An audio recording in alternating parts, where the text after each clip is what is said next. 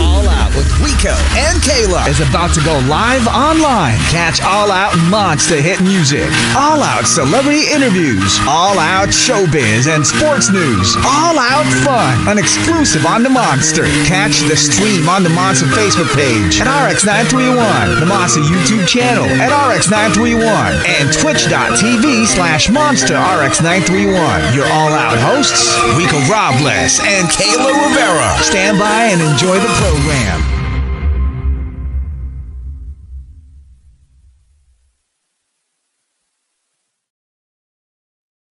All right, monsters, you know how we do it. This man needs no further introduction. Please welcome live in the Monster Studios, the great Rex Navarette. What's happening, Rico? How you doing? Hey, man, thanks for having me. Hey, I see you got a radio voice, man. Yeah, I could change it up for you, or whatever. Yeah, you know how it is, man. Being in the audio world, man, and you got your voice is your tool, and so doing comedy for so many years, it kind of forces you to take care of that voice and try to have as much range as possible, but take care of it. It's the only thing that gets you work. That's the bread and butter. Right? It is. Yeah, it is. Yeah. It's totally your bread and butter. I get paid from the neck up. But welcome. Thanks, You're back in the Philippines. Always bring great comedy, and I know that you have a lot of shows that's in store. You just came from. Is it Waterfront? No. I just did. No Waterfront. Where's that at? Where did I see? Hold on. Was it Waterfront? I forgot before your. Isn't that down in Cebu? Yeah. I'm like, is he in Cebu? No. I wasn't. What was the show on the 7th? I was over there at the Century Park. Century Park Hotel, Manila. There. Yeah. It was great. Man. How was it? It was good because Comedy Manila guys, who's producing a lot of my shows this trip. They're the ones. They just opened a brand new club. Yeah, it's called the Cool Pals Bar. Wow. Yeah, okay. So they open up. It's a brand new. So I get to break it in. Yeah, that's on Saturday cool. night and be the very first, featured comedy show. And that's a big thing. Yeah. And for so you to be there, be there, and they got the full support of the staff over at the Century Park Hotel, and they got a really nice downstairs comedy club. This is the newly renovated Century Park Hotel. Oh, right? yeah, I heard. So it used to be another hotel, and it's pretty nice in there. So yeah, Manila proper has its own full-time comedy bar. And you always been the witness to this, you know, in the beginnings of stand-up comedy here in the Philippines, with Comedy Manila, and there are other different groups as well. Oh, yeah. Back in the early 2000s, when you're slowly bringing it in, how has the scene changed now from before? Oh, wow. It's amazing. Back in 2002, when I started comedy, doing live stand-up comedy here, there was no one else doing it. And so I was the only one. I was alone. I had to really introduce this art form to the Philippines. And it was different because, we are always used to the comedy of somebody singing and then somebody getting sort of mocked. Okra is the okra style of comedy. It works for some. There's some market for it. And those places are fun. Yeah. Really, those comedians have their own style. It's a style that everyone knows here in the Philippines. But when I arrived, they didn't know what to do. Unless you've seen stand-up comedy from American television, like Seinfeld or like what's that? Laugh Factory. Yeah, because we had Jack TV for a minute. So we were getting a lot of the stand-up stuff. Yeah, here. live stand-up comedy from different comedy clubs in the States. So at least you guys got to see that and see how it's done, but there was no one locally doing it. So when you did it first, can you remember your first show, or was it? And how was the reaction of the crowd? Everyone's first show is always going to be tough, and I did it while I was in college, in front of a college university crowd. It was a big group of people, and I volunteered to do 10 minutes of stand up for the first time. Is that the longest 10 minutes of your life? Of course. Yeah. You want to vomit and there's nothing coming out. It's like the Eminem lose yourself moment that mom's spaghetti. Exactly, man. Yeah. It was the worst, but it was what you had to do. Baptism by fire. What was your content then? I can't remember. I think it was just like talking about family and being a student and being Filipino, of course. Yeah, but for those who don't know, Rex was actually born here, and then you moved to the U.S. three years old. Yep. When I was 3 years old, my parents went ahead, so they left me behind there in Cavite, and so I was just living, there in the province, but nearby. But yeah, that's the only life I knew, and Tagalog was my first language, and I never lost it. I could do better with it, but I had to go to the States and try a new life there, with the family, and so became Filipino American, 1.5 generation. 1.5, not second generation. That's usually for the ones who grew up there pretty much all their lives and have been born there. Nah, I was born here. Yeah, and I got there a little later. And then you put out the comedy, and it worked. It captured the Filipino community. When you were first doing that way back, right? We had the Husky Boy. You had all the different CDs. That I have, but I forgot to bring it. It's in my flooded home in Malabon. So I have to try to get it. Hopefully it's waterproof. Yeah. It's in the box. Oh. So the thing there is, how was the reception like when you were first doing the stand-up in the U.S.? How was it penetrating that market? Well, first of all, no one knew what a Filipino was. Back when I started in 1989, it's just 35 years ago. I wasn't even 19. I was 9 years old. There you go. See, I mean, really, being one of the only few Asian American stand-up comics, really just starting out in the late 80s.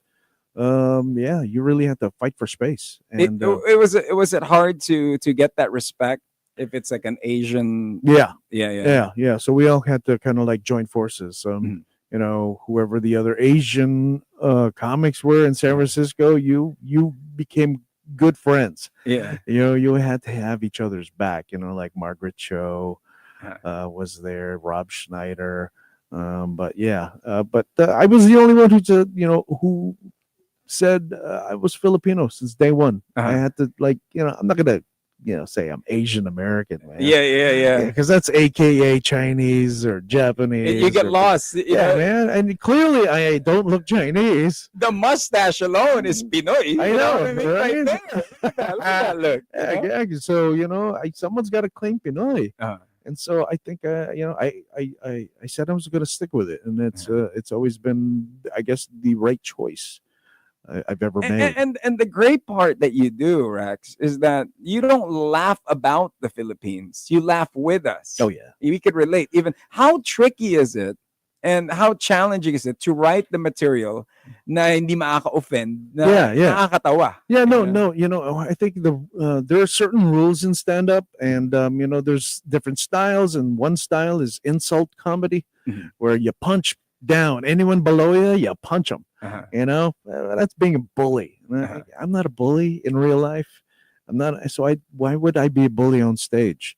So my whole thing was always punching up, being the underdog. It's the great Manny Pacquiao. Yeah, exactly, man. So Filipinos, a lot of people hate on us, especially back in the 80s and 90s, because we had to really fight for our space. Just to be recognized as Pinoys. Yes, right? Yes. And to also empower other Filipinos to say the F word. Filipino. Because a lot of say I'm Hawaiian, I'm from Guam. Stop it. You're Pinoy, you're Filipino.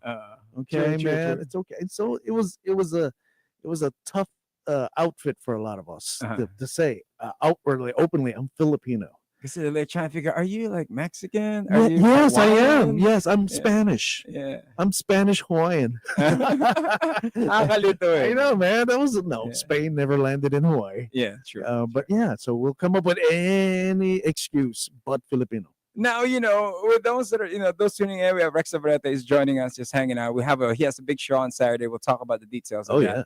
Now, we're talking about being a Filipino comedian in the U.S. now with the content, getting out there and everything. How was it like when Manny Pacquiao became a champion? I'm guessing the surge of all the gigs for you as well. And just the notoriety of what is Filipino? Hey, who's this boxer? He's amazing. He's knocking out.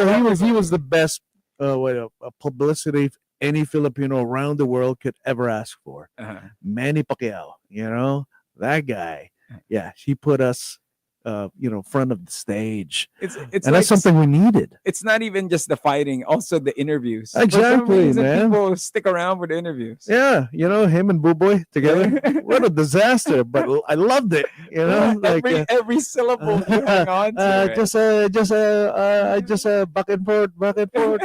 I make book for the Mexican pace for like that. Yeah, hilarious. And then you get Buboy trying to translate, and he says the exact same thing. So he made puk as well. Money just want to make puk to the pace for the Mexicans. So yeah. My goodness. Yeah, man. So that was great when he jumped onto the scene. We needed that badly. The guy who kicks everybody's ass. Exactly, and he's not a big guy. Yeah, he's a tiny guy, but he's a mighty force. So with Mike Tyson's retirement, it was Manny who took the excitement and to the smaller weight classes, right? Yes. And of course, when you make it as a comedian, when did you know that you've made it? As far as the U.S. scene, I don't know. I'm still making it. I'm still trying to. I mean, there's always going to be stages, and if you think that you've made it, then you're done. Yeah, you're resting now. No, man, you gotta keep on. You gotta be panicking the whole time. Yeah. Comedy is like you're always gotta be on your toes. You should never feel rested. Take a break, but never feel like I'm done. Was there ever an opportunity that you were asked to host awards in the U.S. as a comedian, as well as to jump into Hollywood? Yeah. Did you ever get that temptation, or you want to keep it comedy? I don't know. I love the art form of stand-up comedy too much. Where people ask, "Okay, will you ever do acting? What do you think we're doing on stage?" Well, true. That's acting. Yeah. How about writing? What do you think you're doing? We're writing our own material. We're performing our own material. We're doing our own directing. All that stuff, producing everything, all the arts and disciplines. In theater and in sound production, all that is in stand-up comedy. And especially if you guys out there here, especially locally, want to try doing stand-up, you got multi-disciplines happening all at the same time. That's tough. Sometimes you got to do impromptu when the jokes it's flying, but you have to keep on be like do some impromptu stuff. You got to read the room. Yeah. Oh man, it's like last show, awesome, killed everybody. And the next show comes in, it's a different. You have to start from scratch. So, what are your tips that you could give to people who want to be a stand-up comedian, just like yourself? And if they're abroad, they're watching this, and they want to be a Filipino stand-up comedian. Find your own voice, find your own style. Watch others, observe, learn, but don't copy. Don't steal. People do that. They just reword it. People want to take shortcuts, especially in entertainment. They want that instant stardom without the work. Yeah. Nope. Sorry. You got to pay your dues. You have to pay your dues. When people say pay your dues in comedy, how is it? I mean, in basketball, you got to carry everybody's bag for the whole season. Yeah. For comedy, just keep going to the open mics. Keep finding your voice. Get better. Get more comfortable on stage. You got to get those jitters in control, Yeah, because, man, when you're up there and you're freaking out, you got to control that freak out. How is it like for you? How's the routine before you start your show? Is there any routine? Still like, oh, no, panicking. I'm still panicking. You don't wear your brief backwards or anything? Sometimes no brief. So I don't have to worry. There's no brief. True. Just to get that whole. Hey guys, I'm going out there, no panty. People are gonna be looking now, and but Rex, we're known you for the characters that you have. You have Marites and Super Friends. You have, of course, SBC Packers, Husky Boy. Do you ever? I mean, I have it all on YouTube. It's all animated. Yeah. But do you ever see it becoming like a film? It could be something that you could actually make a movie. You could start casting the Marites. Why not? Let's shoot some of that here. With my original characters and stories, and we have the means to do that here. You're open for it, and then shoot some of that stuff back in the U.S. too. Yeah. Why not, man? We're in a new digital age, man. Things are so How easy. How has that changed for you? I don't know, man. I probably won't need cameras anymore. I'll just create my first film with AI.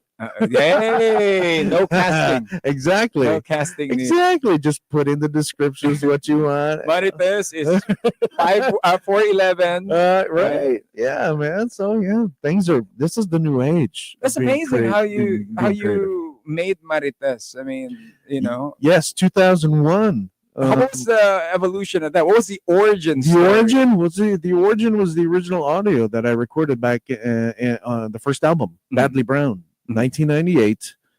The very first Phil M or Phil, stand-up comedy CD live album. Yeah, that was I think that was the last track. It was Maritas versus Super Friends, and that went around the Napster space, so viral. Yeah, so everyone was the thing, downloading it. Yeah, everyone heard the audio first, and then in 2001 I collaborated with animator Dino Ignacio, and both of us co-directed that short animated film, and that was awesome. that went super viral. This is before YouTube, Facebook, all that. So that thing went around just by attachments on emails. Yes, right. Yes. And you just go to the website and just watch and it's entertainment. Yeah, watch it. That was our adult video at the time. Yes. Oh, we wanted to take a break from adult entertainment. We clicked Navarette. Yeah, man. So that was it, man. I wanted to put it out there.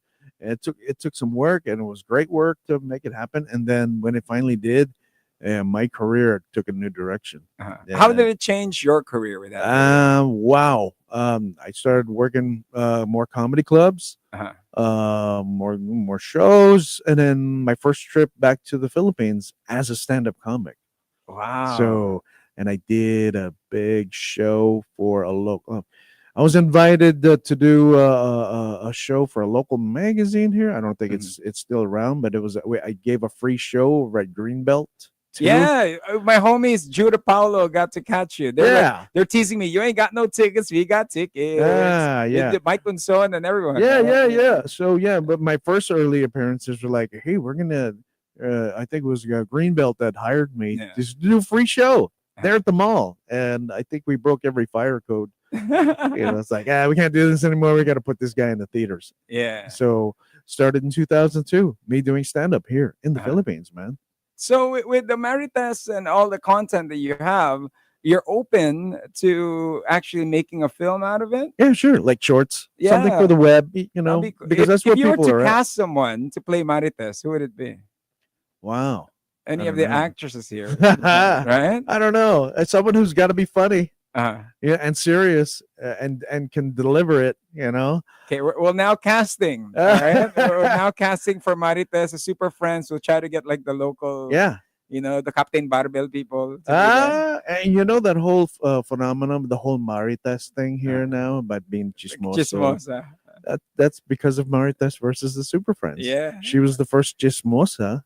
She tells you all the dirt of the Super Friends. Robin and exactly, man. That is so true Marites right there. So Philippines, you're welcome. Yeah, thank you for putting us on the map. We have more of Rex Navarette. Once again, send in your questions. We'll have some more. Play some tracks on air, but online. We'll continue with our interview. Will be joining us once again. Also, GB Labrador will be joining us in just a bit. Keep it locked in here on the Monster.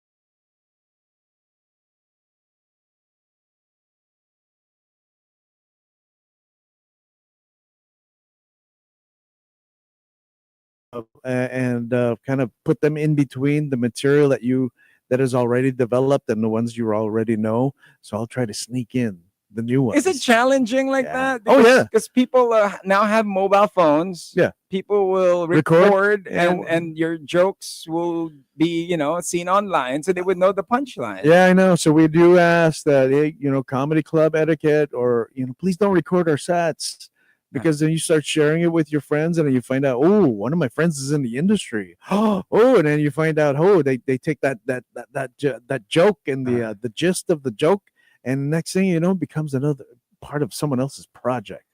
Like, Can you go after someone like that? Sure. As long as you have that. What are the etiquettes when it comes to watching stand-up comedy? Well, for those who don't know. If you go into a club, sit down, get your drinks, get your food, and respect the comic.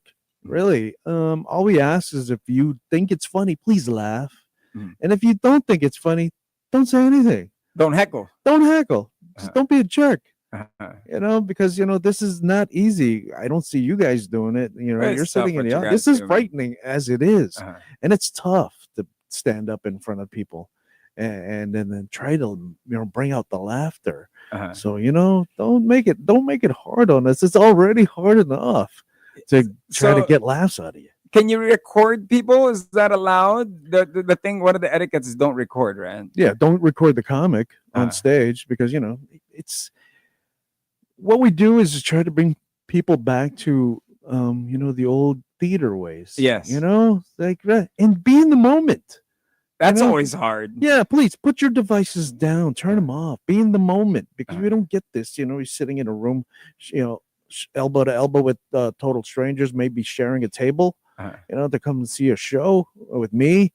I just need you to just turn off the world and forget. When you come in, just forget. This is my world now, and I'm just here to take you away from everything going on out there for, however long I'm on stage. Now, with all the theater etiquettes and everything, of course, the global name that you've created for the Filipino abroad and everywhere. These are just random questions I'm going to throw, because on the show, it's all out. We have random questions. Yeah. Who are the famous people that you have met that you'll be surprised to be like, and how was that conversation like? I guess the most famous person I've ever met in my line of work is a hero, and he's still my hero, is Robin Williams. Wow. Yeah, we got to work together. We got to share the same stage in San Francisco, years ago. And how was it like? I was great, because I didn't know he was coming. I just finished my set earlier that evening at this theater, and then I'm just backstage, just waiting for the surprise guest that the promoter said, hey, we're gonna have some surprise guests after your set, so just hang out, just be cool, don't freak out. And it was Robin Williams. Is it like after Mrs. Doubtfire? Oh yeah, all of that. Yeah. He just showed up. He just showed up because he wants to work out his jokes. stand-up. Yeah. Because he never gave that up.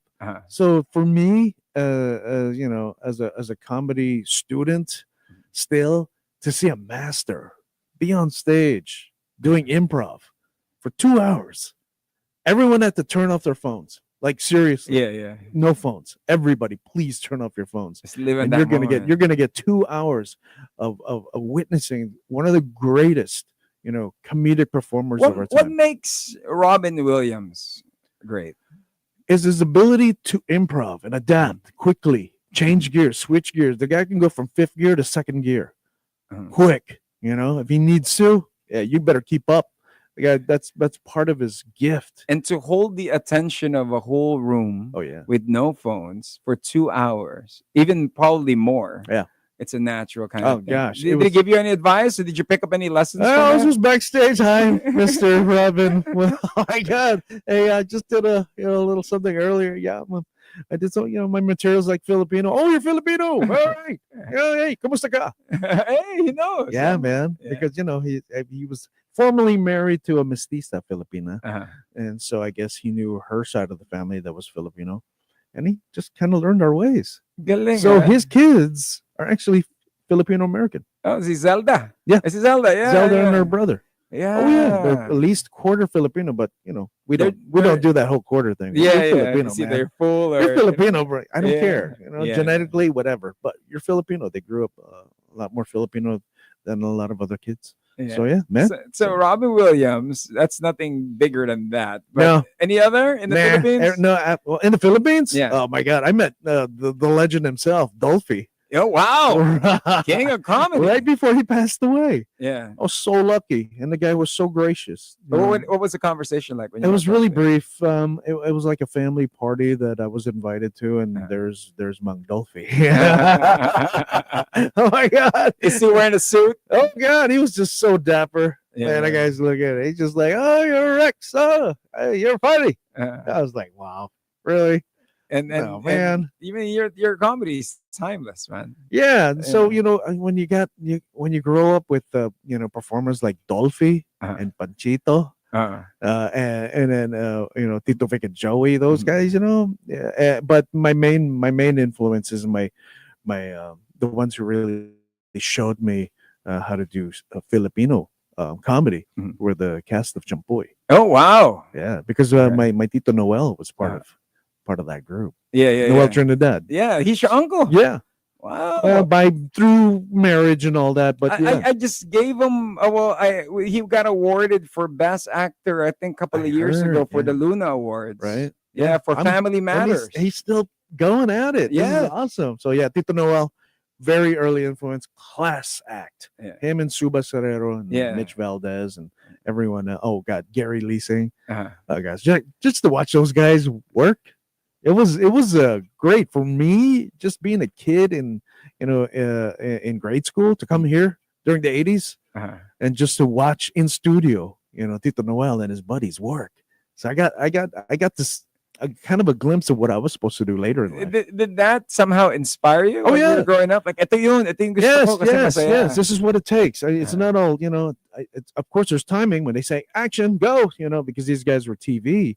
So, but they taught me how it is to just like be focused, because you got to deliver the takes every more than once, twice, different angles. Oh yeah, and there's a lot of waiting around, the whole process. But then in the 80s, if you are a star, talagang sikat kang artista. When they put sampaguita around your neck, you're gonna have that thick by the numbers, man. So but for you, I mean, was there ever an allure to go to television and do that? Because in the Philippines, that's always been it's always a logical step, and I'm glad to work with guys with Comedy Manila, because I guess their foundation is the stand-up live. But these guys work TV to do movies. Hey, go for it. Yeah, because they're booking you for those projects because you're a stand-up. Yeah. Stand-up means you got so much range, you got so much disciplines going on. You understand.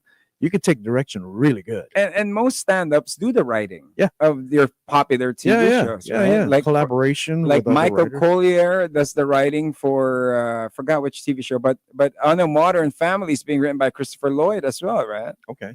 Yeah. So did you ever see yourself writing for TV shows? I don't know. Maybe. I mean, if I had the time and if I was here full time, maybe. Yeah. Why not? I mean, my buddy Michael V does that. Yeah. So he's like, dude, how do you do this, man? It's like, it's just surround yourself by good creative people.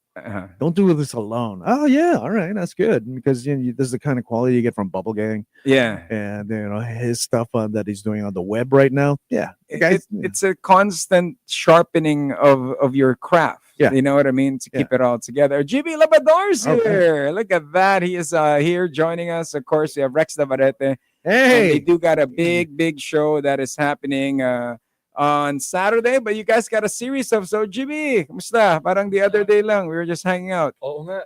Watching your show. Yes, the last time we were having fun drinking tequila. Yes. After the show. And where was this? This is Marikina. Oh, we must reenact that before I go home. Yeah. So you guys have a big show. You're bringing Rex in here. So tell us about the show. What are the series of shows you guys have left? Well, this tomorrow night, Wednesday, I don't know how many seats are available. We got like 10 seats over at DGC at the Comedy Manila's other brand new club, Brick Wall. They're in BGC at Uptown Parade. Yeah. Second floor. Yeah. So it's BGC's got a proper comedy club. Yeah, and these guys running it now. So yeah, tomorrow You got like 10 tickets left. You better get online now, folks, if you want to see that. And that comedy bar actually has their wall of fame. You know, they got when you go to the bathroom. Really? There's like a wall of fame for I gotta them. see that tomorrow.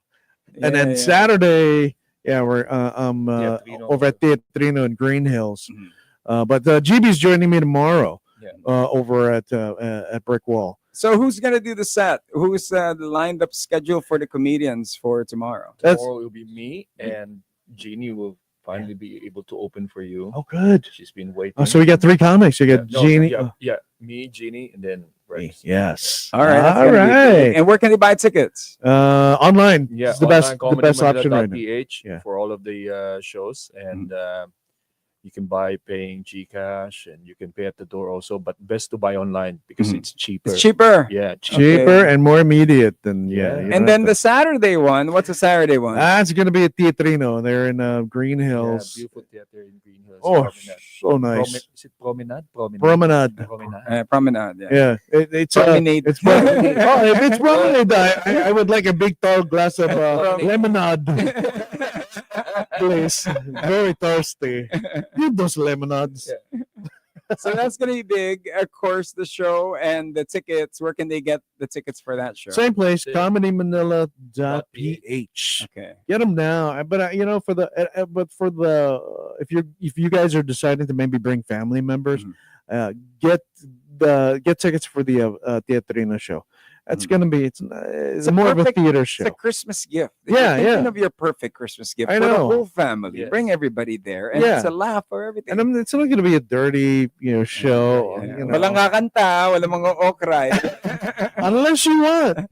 Unless GB decides to be like, let me bust out my ukulele and my show is not for the whole family. Yeah, but Rex's show is for the whole. We'll tailor the Saturday show for the whole family. Now for Saturday to get such a big venue like that, 200 plus people or the capacity.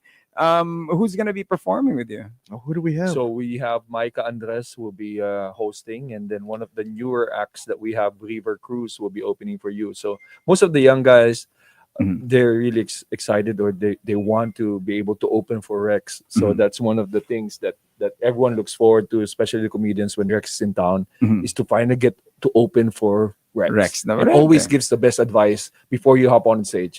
Just says, don't suck. Don't suck. That's true. You expect like wisdom. That's true. If you're someone who never even tried stand-up comedy, and then you come towards me like Rex Navarette, you're the reason why I started. And then I'll just say, well, please, could I also be the reason for you to stop? That's the best thing.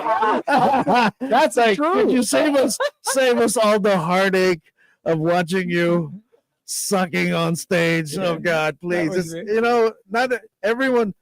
Not everyone gets. A lot of people get called, but not everyone gets chosen. To do stand up. So please, no. So it's really writing your material. You can't just freestyle it, be drunk on stage. No. Hey, I brought all my friends and they laughed. Oh God, no. It's really hard work. It should never be that easy. For you two, what's the toughest crowd that you guys had to entertain? You, GB. What's the challenge? There's a lot of challenges here. Especially with the woke culture. Even with the best audience, you always think about what joke did not work and what needs refining. How can you tell? Because you have heard the laugh of if you did the joke the other day and you got the best laugh, and then you did the same joke again and you did not get that much laugh. So you always think about like what happened. Why is it not getting the same laugh? Like what I noticed when I was watching GB, he would work the crowd. He would have cluster them. He will go look at here first, make them laugh, then look at that, and then bring them all together towards the end. Sure. Did I get it right on observation? Well, you look out for who are the parents, who are the young kids. So you're not the family friendly, right? GB can do a family club friend. shows. I do the club shows. Then you can be edgy. You can push it, but if it's a family show, read the room. Read the room. So for you, what was the toughest crowd for you, Rex? Toughest crowd? People who are probably never been to a stand-up comedy show. So you have to break in the audience. You have to break them into the format. But a tough audience is is performing in front of people who really don't want to be there. They're just dragged by a family member or a friend. They forgot to leave all that stuff at the door, and they walked in and grabbed a seat and they carry it like, come on. So do you work extra on those people that are like that? Whenever you see a couple fighting, you keep an eye on them, but then there's people who really want the attention and now want to be the center of attention and take away the show, stop the show altogether. So what do you do if it happens? It bothers you when you see someone like with arms crossed. Yeah. Like, why are you here? Everyone's laughing, but then when you keep doing the jokes and see what makes that person laugh, and finally you get to make that person laugh, it feels good. But it bothers you most of the time. Like, so like the whole night you'd be like, come on, man. That dude in the grave. What's wrong with that dude in the grave? But So so we're always in your peripheral, like, or that person is always in your peripheral, like, oh no, he's just staring at me. But one of the things, especially with Comedy Manila, you have developed let's just say a naturally born Filipino now on Netflix, right? Red. How did you feel about that? When I was awesome. Oh my God, this is amazing. Yes, I mean it's great. Netflix, you did the good thing. Yeah, and you took one of my favorite comics here and you gave him a special, because that means, hey, there's other comics and we're probably gonna get the same deal. Are you planning to put up a Netflix special? I would love to. Yeah, at some point. Should be taped here. Yes. Ooh. Could be live in Luneta. Let's talk after the show. Rex live in Luneta. Oh my God, no, something here. A beautiful theater, intimate. Control the lighting. And then that's the ending. You'll get shot right in a monument. Luneta, diba? With the bolo. With the bolo and the white pajamas. We will get that for you, Rex. All right. But thank you guys for dropping by. Oh yeah, thanks for having us. Invite people once again, and also before you invite people, what can you say tips for upcoming comedians who want to do what you guys are doing? I asked Rex's earlier, but for you guys, I guess since GB's been part of the local scene, so to anyone who wants to try stand-up, we have open mics every week, like 4 open mic rooms, one in South, one in QC, BGC, and 2 actually in QC. So just sign up at comedymanila.ph. It's free to sign up. Let's go there, write your material. You start with 3 minutes, and then you hop on stage, and then hopefully you get addicted to the stage and you keep doing it. And so when they say like 10 minutes, 3 minutes, when you're practicing, do you get a timer and relate it? Sure. And then it's also up to you to stay on time and don't go over time. Those are etiquettes too on stage. Like, why don't you have a watch on? So ganun yun. Do comedians nagagalit? Do you guys get mad kapag yung isang tao tumagal? Masarap yung crowd. The person's working the crowd. I know, but still, you got to share the stage. Literally, you have to share. One of the disciplines of stand-up is to be able to respect the time.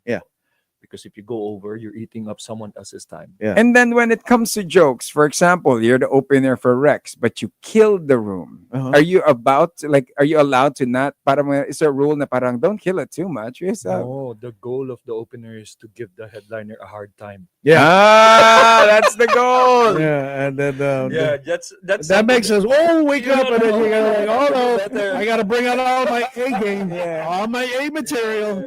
You jerk!